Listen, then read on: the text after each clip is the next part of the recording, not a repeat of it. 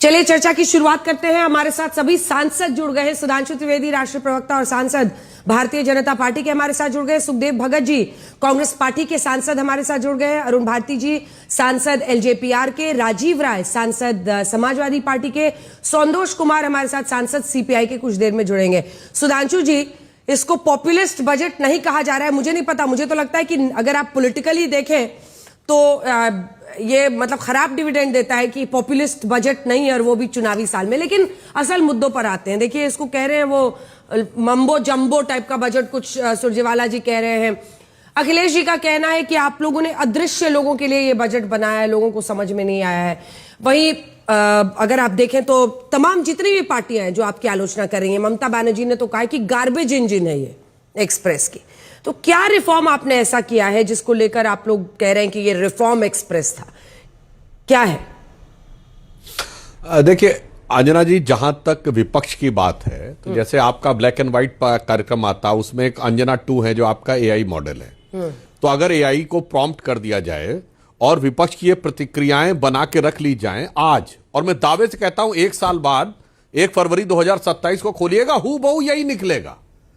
कोई चेंज करने की जरूरत ही नहीं। पूरा आज का एआई का जमाना, वही वर्ड्स होंगे, वही शब्द होंगे और वही वो होंगे। बल्कि आपके प्रोग्राम में ध्यान भी हो, सुबेरे के समय अखिलेश जी बोल रहे थे, वही चीज पहले बोली बजट के, वही बाद में। मतलब कोई ध्यान दिमाग वाग लगाना ही नहीं है, अपना पहले से तय करके आना है, बोल देना। अब मैं बताना चाहता हूं जो इनको देखने का प्रयास करना चाहिए। हमने इतने बड़े बड़े एफटीएस किए हैं। अगर यूरोपियन यूनियन के साथ हुआ है, यूएई के साथ हुआ है, ऑस्ट्रेलिया के साथ हुआ है, ब्रिटेन के साथ हुआ है, तो हमने क्या किया? एमएसएमई सेक्टर में एक रूल था कि जब आप इंपोर्ट करेंगे और अगर आप 6 महीने में एक्सपोर्ट कर देते हैं तो ड्यूटी से पूरा एग्जम्पशन है, उसे 1 साल के लिए बढ़ा दिया, ताकि जब एफटीए खुले तो उन मार्केट्स का उपयोग और लाभ हमारे एमएसएमई सेक्टर को मिले। दूसरा उदाहरण बताना चाहता हूं, इंफ्रास्ट्रक्चर में जो हमने लगातार बढ़ाया है, मोदी जी की सरकार ने आने के बाद 12.5 लाख किया है। 1 रुपया इंफ्रास्ट्रक्चर में जो इन्वेस्ट होता है उसका जो रिपलिंग इफेक्ट होता है वो 3 रुपए के बराबर होता है। जबकि अगर 1 रुपया आप किसी को खर्च करने को दे दें तो उसका जो इफेक्ट होता है वो 95 पैसे के बराबर होता है। अर्थात ये लॉन्ग टर्म में आएगा। अब आइए आने वाले समय की जो बड़ी चुनौतियां हैं, जैसे आपको याद हो 2 साल पहले एक ऐसी स्थिति आई थी कि ऑटोमोबाइल सेक्टर की इंडस्ट्री कुछ दिन के लिए ठप पड़ गई थी क्योंकि चीन ने हमको चिप देना बंद कर दिया था। तो अब क्या किया गया है? क्रिटिकल मिनरल के लिए कॉरिडोर बनाया गया है, सेमीकंडक्टर मिशन और इलेक्ट्रॉनिक मैन्युफैक्चरिंग के लिए 40,000 करोड़ रुपए का आवंटन किया गया है। क्योंकि आने वाले समय में यह एक बहुत बड़ी चुनौती होने वाली है।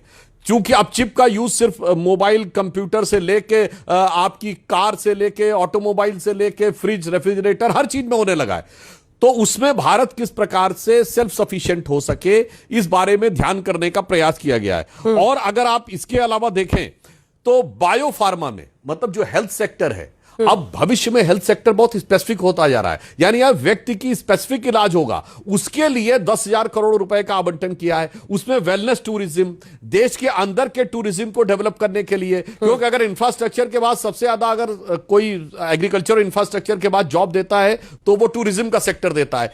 तो ये भविष्य की दृष्टि से। और अगर ग्रामीण स्तर पर देखना है तो महात्मा गांधी ग्राम स्वराज योजना, उसके द्वारा ग्रामीण स्तर के ऊपर खादी ग्राम उद्योग और इनको बाहर बनाना। और फ्यूचरिस्टिक देखना है तो न्यूक्लियर टेक्नोलॉजी के लिए एक्साइज ड्यूटी खत्म की है। भाई आइए न्यूक्लियर टेक्नोलॉजी लगाइए, जो भी न्यूक्लियर के इक्विपमेंट्स होंगे, ये हमने उसको प्राइवेट सेक्टर के लिए खोला है, स्पेस को प्राइवेट सेक्टर के लिए खोला है। तो मैं एक लाइन में कह सकता हूं कि ये मोदी जी की वो रिफॉर्म्स एक्सप्रेस है जिसने कि भारत विपरीत परिस्थितियों में आज दुनिया के सर्व समावेशी विकास को लेते हुए, सर्वस्पर्शी विकास को टच करते हुए विकसित भारत के लक्ष्य को बहुत दृढ़ता और आंतरिक शक्ति को मजबूत करते हुए, जिसे इम्यूनिटी पावर कहते हैं ना, तो नेशन की इम्यूनिटी को स्ट्रांग करते हुए फ्यूचर का एक बहुत बड़ा व्यापक सेकंड चतुर्थांश में, यानी जो सेकंड क्वार्टर में स्टार्ट किया है। और कर्तव्य पथ का पहला बजट था। तो मुझे लगता है जो कर्तव्य परायण नहीं है राष्ट्र के लिए, उनको संभवतः समझने में कुछ समस्या आई होगी। चलिए देखते हैं किसको समस्या आई है, कौन सही समझ रहा है।